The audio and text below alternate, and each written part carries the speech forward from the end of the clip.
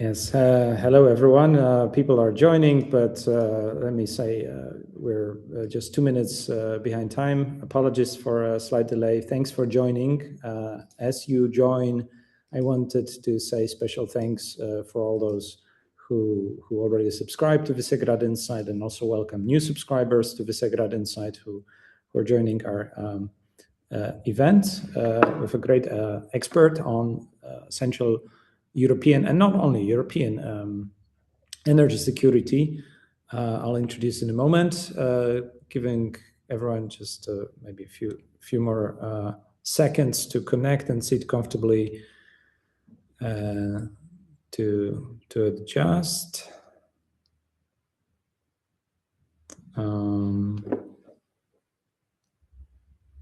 I think we're 3 minutes past. People are, I mean, we have more registrations, but that usually happens with every online meeting, as you're perfectly aware.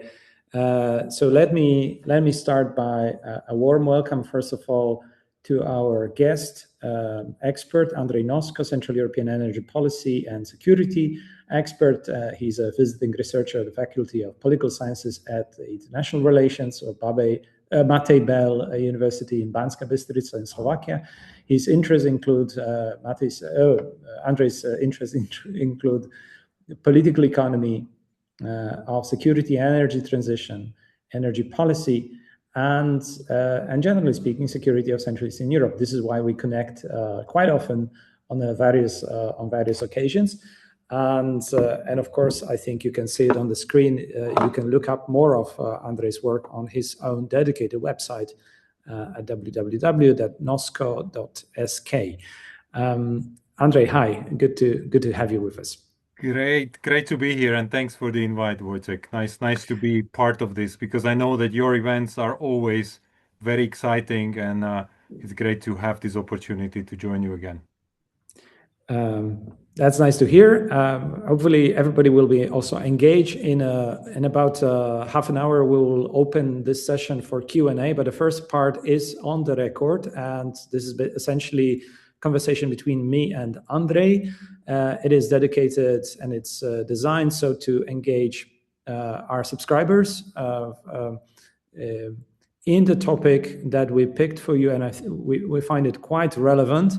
It is relevant all across the world, given the context of foreseeable but also unforeseen consequences from the blockades of the choke point of the Strait of Hormuz that is prolonging for God knows how long.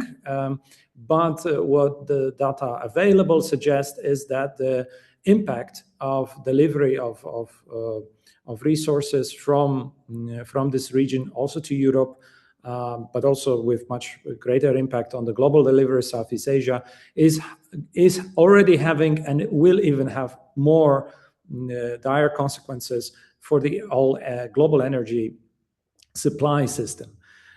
Which is why we wanted, in the scope of our focus, Central Eastern Europe, ask how the global tensions or the global turmoil is specifically pronounced in Central Eastern Europe, with many developments also taking place in Central Eastern Europe, including increasing number of new contracts signed with the US suppliers, many developments since at least 2009, when Central Eastern Europe started to build up certain resilience networks in response to another energy shocks that we have been experiencing all across Europe, but with Central Eastern Europe, this was particularly pronounced. We have, by also the number of registration, the registration affiliations, we have seen number of people who are experts in the field.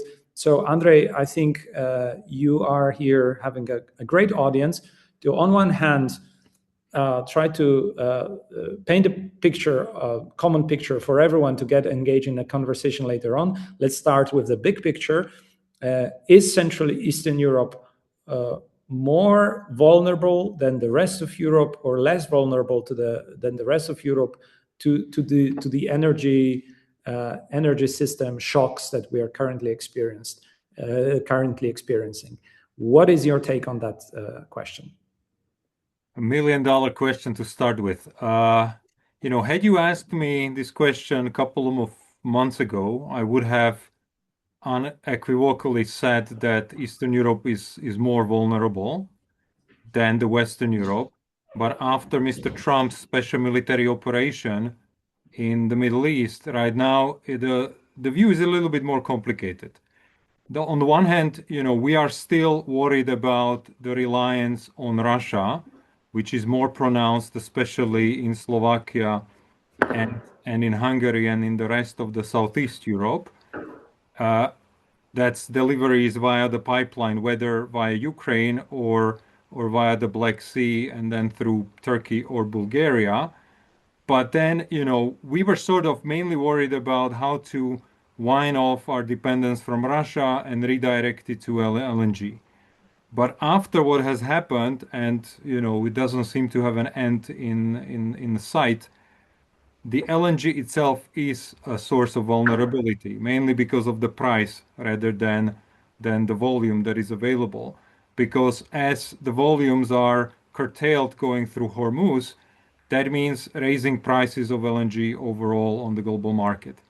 So from that perspective, we could see that Western Europe is potentially even more vulnerable, and it creates a paradoxical situation of making the winding off of Russia, so getting rid of the dependence on Russia, even more challenging because of the price point on the LNG. So, I would say that dependence is different. It's not that clear cut of saying whether the Eastern or Western Europe is more vulnerable or not, because right now the biggest vulnerability is actually the global energy market and the increasing costs. The one thing that we see, and I guess we will get into it, when we actually start unpacking the energy market and we look at separately at the electricity, which to a large extent should be, or maybe a future of energy for more of the countries in Europe. So as we see the growing electrification in the European Union, we start to see that actually there is a decoupling in the electricity market in Europe. So in our region, the electricity prices to a large extent are still tied to the price of gas. So as the price of gas is increasing, that is causing the prices of electricity to increase as well. Whereas, for example, if you look at the Iberian Peninsula, where the share of the renewables on the electricity generation is higher, we see already decoupling from the price of gas. So this is an important point where we actually see that having more renewables can be a source of resilience and strength and protection from the price hikes that are caused by geopolitical events completely outside of the European Union. Mm-hmm. That speaks already about a certain level of vulnerability, as you've said.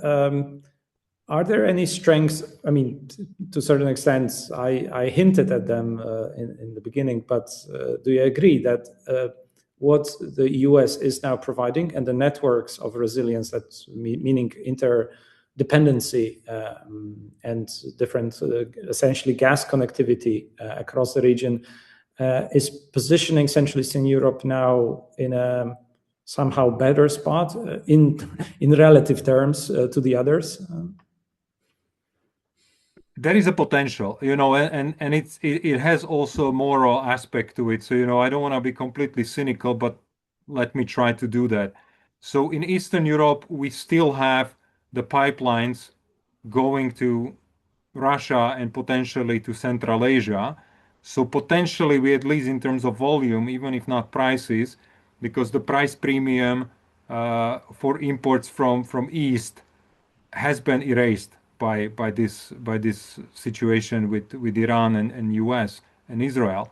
So from that perspective, it doesn't help us with getting the energy resources cheaply, but at least we have an additional source. Because I think what this whole situation teaches us is that we need to go to the basics of energy security. And that's, not treating any of the major providers as a reliable or as a secure source by default, but treating them, most of them, and especially if they are asymmetrically large, treating them as a vulnerability and really treating the overall picture of imports as a portfolio question where you simply shouldn't have single route, single source, and single provider or a single type of contract overwhelmingly represented, because then it provides an undue risk for the overall energy system. So from that perspective, if we look, but at the same time, we shouldn't compare equivalent the LNG and a piped gas, because even if you have a long-term contract on LNG, having a long-term contract on LNG is a different situation than having a long-term contract on a piped gas. You can always find more gas on the market and bringing through the LNG infrastructure. The question will be at what cost? Speaking of that, I have a question related to the ambitions you might be hearing from Poland quite a lot about becoming the energy hub for the region.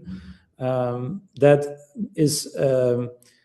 is betting on having a supply surplus and enough of interest from parties all around to be part of the market to induce a certain level of price competitiveness that should, in theory, result in better pricing for the whole of the region.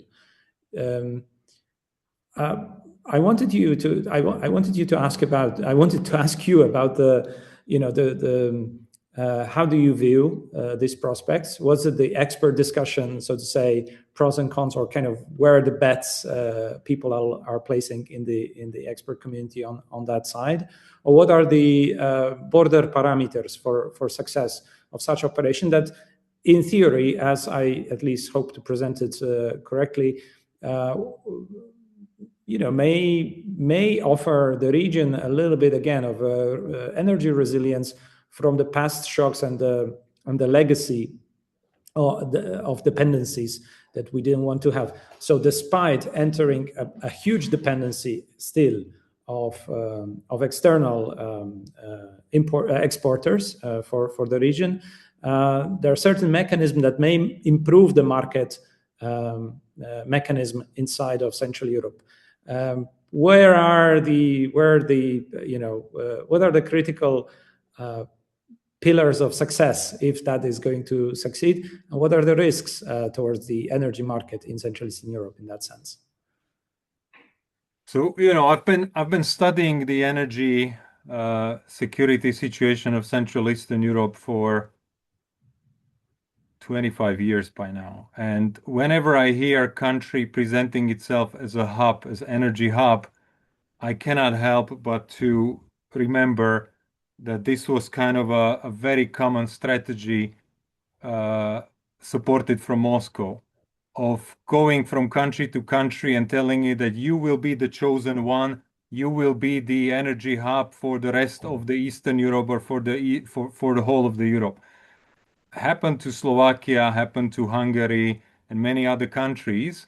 So I am irked by this, even if this initiation now comes from Washington, and the recipient is Poland. So the story, I had to kind of bring up the remembrance of this. And by the way, it has never really translated into a real role. It has brought some real benefits, such as an outsized investment in case of Hungary for the underground storage, which is great to have. I mean, it's a type of infrastructure that is beneficial for energy security regardless. What I have been following from Poland, and what I do appreciate, that if this role is taken seriously, then Poland is really revisiting, for example, its transit tariff structure. This was one of the obstacles that I have heard from traders in Slovakia, for example. They were specifically mentioning that importing natural gas via Poland is more expensive than bringing it via Germany. So that would definitely help if sort of this type of market obstacles are removed. Obviously, with the regasification terminal in the Gdańsk Bay, that will also bring another opportunity to bring gas closer to the interconnection with Slovakia and therefore also potentially to Hungary. I think, basically this would be relevant for Slovakia, Hungary, and Southeast Europe. It's not a very large market when you look at the volumes that are needed for gas. And I think this could be potentially very beneficial for these countries to have options and potentially get the best value on the market, both with the transit costs, as they would essentially have options of three main sources competing with each other in terms of cost.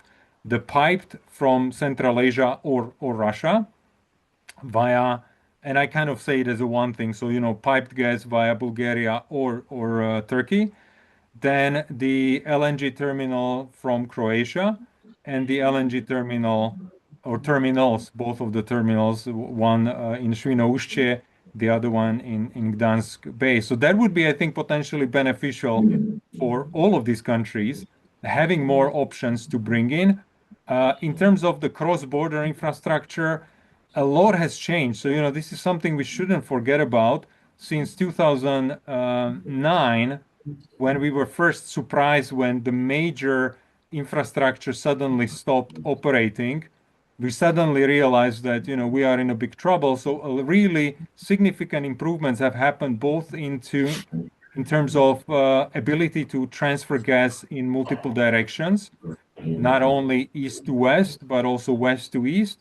And thanks to the funding from the European Commission's projects of common interest, we have now a real interconnections between Poland and Czech Republic, Poland and Slovakia, Slovakia and Hungary. So this already provides a solid, significant foundation for using natural gas as a transition fuel, what it is. Because I don't think we are going to see a huge amount of increase on the market. The reality is, though, that natural gas will remain an important transition fuel for foreseeable future, because we don't really have a reliable solution for balancing our grid, as well as gas plays an important role in the chemical industry and in fertilizers. Yes, and Central Europe is one of the key producers of fertilizers overall on the at least regional scale. Now, you mentioned the number of sources that, as they increase, are going to benefit Central European position in a way, or at least the balance, the needs that are growing needs. Also, I would link it to the both ambitions and ongoing industry needs. If you want to keep industry, you need essentially high power sources, and gas is considered at least a matching fuel, a necessary matching fuel for the green sources, right? I mean, if I understand correctly, again, not exactly an expert in the field, but we're reading quite a lot about that and listening to the experts. So that seems the situation has improved, speaking from the historical perspective. But given the pressing points of today's world and the future scenarios, how likely do you see that also gas supplies from Russia would be restored under certain conditions that would not produce any longer the type of dependencies that were simply monopolistic dependencies, and that created distortions both to the market but also to the political agency of Central European actors. Generally, quite speculative question, since the war definitely limits many options, but another war in Iran is putting additional pressure on the needs of the markets in Central Eastern Europe, and as it is connected to the rest of Europe, like Germany, also further on. Are we going to restore gas imports from Russia? That's primarily a political question, not a technical question. And unfortunately, the reality is also that the sanctions has historically worked, but they are no longer as effective after this military operation by US. So US has effectively removed the efficiency of sanctions against the Russia, while the pain on the Europe remains. So it becomes politically very difficult to maintain the sanctions and maintain the rejection of using the Russian energy fuels, while obviously, it's not only an energy question, it's a question of for Europe, it's a question of economic dependence, but it's a question of what role restoring or removing the sanctions altogether. And by the way, United States was first country to actually remove sanctions on Russian exports of oil. So from that perspective, it's what would it do to the military campaign against Ukraine? And are we Europeans willing to take that cost? So it's not a purely energy question, but there is going to be very strong political pressure to reconsider and start importing. The other thing is, and I have called it using the term kinetic sanctions. I mean, Ukraine has started imposing de facto kinetic sanctions. So also we shouldn't be naive that it is possible and reliable to continue importing energy sources via the regions that are in active hot war, in eastern regions of Ukraine especially. And it's not about whether Ukraine is able to restore, but if this infrastructure is being targeted by Russia on the Ukrainian territory and by Ukraine on the Russian territory, this is a risk. This is an operational risk that it's very high, very real, and I'm not sure that any companies should be kind of planning that this can be maintained unless there is a specific and a real political commitment from Russia not to attack Ukrainian energy infrastructure, but we have not seen anything like that. So, from that perspective, I think the pressure will be real. But let's sort of as what you say is a speculative exercise. So if we would be able to find all of the solutions to these political questions, and we start importing energy sources from, let's say, a post-Putin Russia, after there is a international agreement that Ukraine accepts, and as part of the restoration, we want to actually start importing the sources from Russia. This will be a completely different relationship than it was before 2022. Because of the tremendous investment into LNG infrastructure, this will never again be such a high reliance. So it will be much lower security risk for countries of the European Union to actually have share of energy sources imported from Russia. But as I said, this would require that there is some sort of at least a lasting ceasefire and an agreement that the infrastructure is not being targeted. Thank you. Last question for the open and on the record session. And please, all of you have joined, do prepare your questions and comments for the Q&A, which will be off the record in the latter part of the conversation. You can also type them down in our chat box.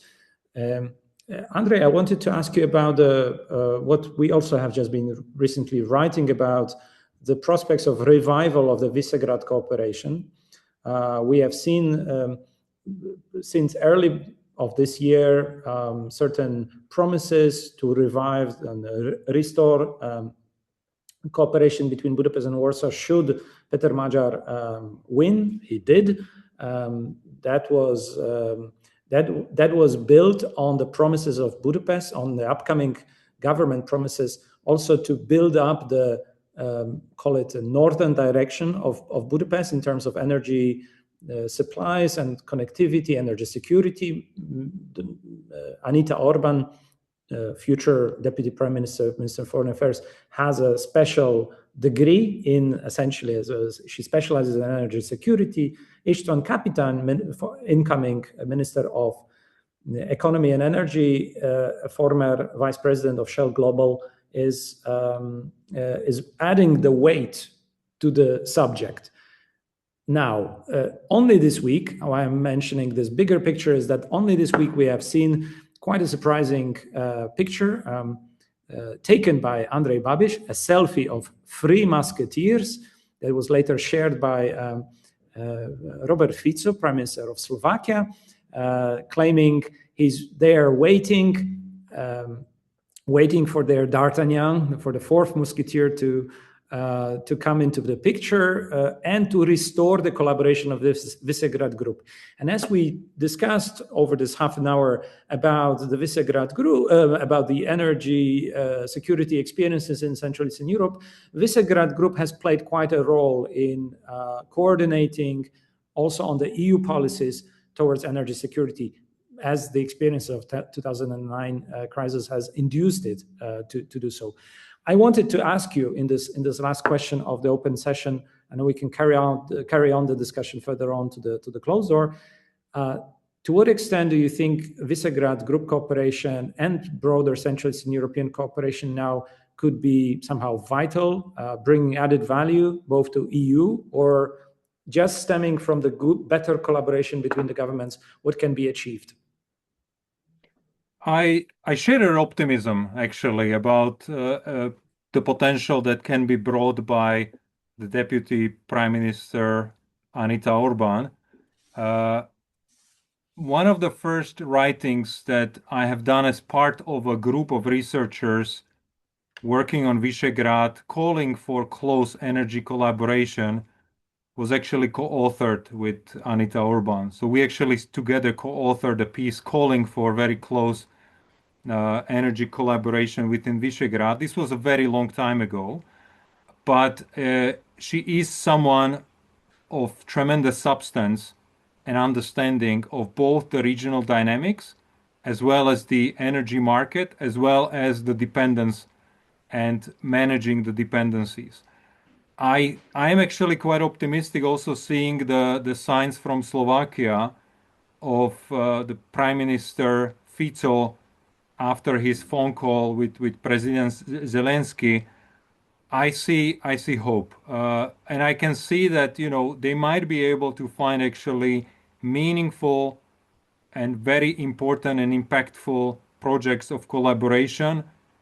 The one area is definitely energy. Another area is infrastructure. We have, all of our regions have historically been suffering because of too much focus on the transit between East and West, and the links between North and South are missing. So, I think there is plenty of opportunities for collaboration. There are some hot issues that will need to be sorted out between the current government of Slovakia and Hungary especially, but there might be solutions to finding it, and I think this could really mean a true revival to Visegrad cooperation, because we started discussing it. Visegrad countries have our own peculiarities. From the incoming Prime Minister of Hungary, we hear the ambition or indication that it might involve additional countries. So Austria was also mentioned. That could be beneficial. So, I think this flexible cooperation of Visegrad Plus, or if you have Visegrad and Slavkov, I think that could bring meaningful formats for collaboration and much more constructive collaborations, because under the previous leadership from Hungary, we have seen a lot of destructive and non-constructive collaboration against the project of the European Union. So I think it would be much more constructive. And I remain quite hopeful on these terms. Okay, ladies and gentlemen, we are moving slowly to the off the record part of the conversation.